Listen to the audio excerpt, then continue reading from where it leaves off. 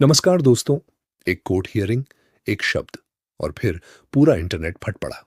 Chief justice के एक cockroach remark ने सोशल मीडिया को आग बना दिया। लेकिन इस बार यूथ सिर्फ ऑफेंड नहीं हुआ, यूथ ने जवाब दिया। और सिर्फ 24 घंटे के अंदर जन्म हुआ कॉकरोच जनता पार्टी। नाम फनी लग सकता है, पर इसका मैसेज बहुत डेंजरस है सिस्टम के लिए। आज हम जानेंगे कौन है इसका फाउंडर, क्या है इसका मैनिफेस्टो, सेलिब्रिटीज क्यों ज्वाइन करना चाहते हैं, और सबसे इंपॉर्टेंट, क्या ये सिर्फ मीम है या फ्यूचर की पॉलिटिक्स का ट्रेलर। तो वीडियो एंड तक जरूर देखना, क्योंकि आज का टॉपिक सिर्फ इंटरनेट ट्रेंड नहीं, यंग इंडिया का फ्रस्ट्रेशन है। 15 मई 2026 सुप्रीम कोर्ट में हियरिंग चल रही थी। उस हियरिंग के दौरान चीफ जस्टिस सूर्यकांत ने एक्टिविस्ट्स और जर्नलिस्ट्स को कॉकरोचेस कह दिया। स्टेटमेंट बाहर आया और फिर सोशल मीडिया एक्सप्लोड हो गया। लोगों ने कहा क्रिटिसिज्म करने वालों को इंसेक्ट्स कहना डेमोक्रेसी के स्पिरिट के अगेंस्ट है।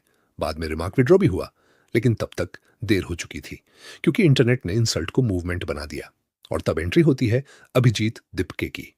30 साल के अभिजीत, जो बोस्टन यूनिवर्सिटी में पब्लिक रिलेशंस पढ़ रहे हैं, उन्होंने लॉन्च कर दिया कॉकरोच जनता पार्टी, शॉर्ट फॉर्म सीजेपी।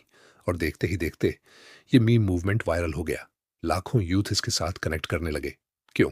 क्योंकि कॉकरोच को इंसल्ट नहीं, सिंबल बना दिया गया। Symbol of survival, symbol of resistance, symbol of ऐसी जनरेशन का जो प्रेशर में भी खत्म नहीं होती।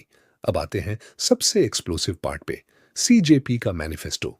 सिर्फ 5 डिमांड्स, लेकिन हर लाइन सिस्टम पे direct attack. Demand number 1, retirement के बाद किसी भी चीफ जस्टिस या सुप्रीम कोर्ट जज को राज्यसभा सीट नहीं मिलेगी।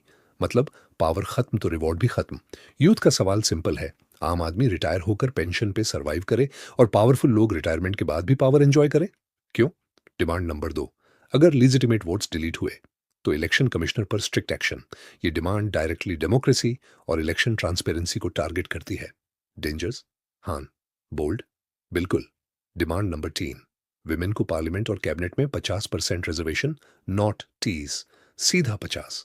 सीजेपी का कहना है इक्वालिटी आदि नहीं होती। Demand number 4, corporate media houses की इन्वेस्टिगेशन। और यही पॉइंट इंटरनेट पे सबसे ज्यादा वायरल हुआ। बहुत लोगों का मानना है कि आज न्यूज चैनल्स जर्नलिज्म कम, नैरेटिव ज्यादा बेच रहे हैं। सीजेपी इसी फ्रस्ट्रेशन को वॉइस देता है। डिमांड नंबर 5, पार्टी बदलने वाले एमएलएज और एमपीएज को 5 साल तक इलेक्शन लड़ने से बैन। और ऑनेस्टली इस पॉइंट पे बहुत लोग एग्री करते दिखे, क्योंकि इंडियन पॉलिटिक्स में आइडियोलॉजी से ज्यादा सेटिंग इंपॉर्टेंट लगने लगी है।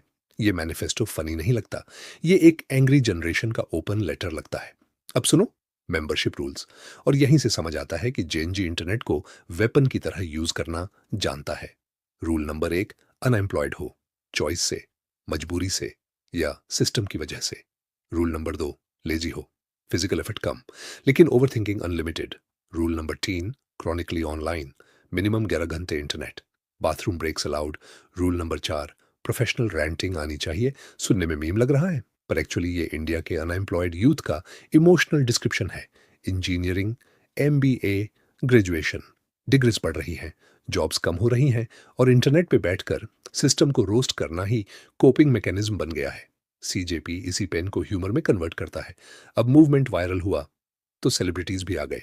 फॉर्मर क्रिकेटर कीर्ति आजाद ने इंटरेस्ट दिखाया ज्वाइन करने में, और सीजेपी का रिप्लाई, 1983 वर्ल्ड कप जीतना ही काफी क्वालिफिकेशन है।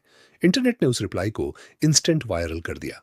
महुआ मोइत्रा ने भी रिएक्शन दिया। Influencers, political meme pages, youth creators, सब इस ट्रेंड को एम्पलीफाई करने लगे।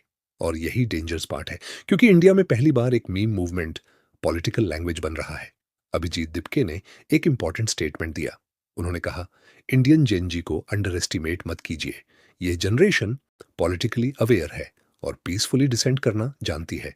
ये लाइन इंपॉर्टेंट है, क्योंकि मूवमेंट का टोन सैरकास्टिक है, लेकिन इंटेंशन वायलेंट नहीं।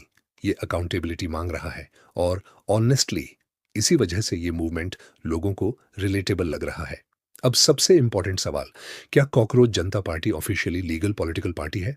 सिंपल आंसर, अभी नहीं। अभी यह इलेक्शन कमीशन में रजिस्टर्ड नहीं है। मतलब इलेक्शन नहीं लड़ सकती, ऑफिशियल सिंबल नहीं ले सकती, पॉलिटिकल फंडिंग बेनिफिट्स नहीं मिलते। अगर ऑफिशियली पार्टी बनना है तो इलेक्शन कमीशन के रूल्स फॉलो करने होंगे, जैसे 100 verified voters, formal application, party constitution, office details, ban,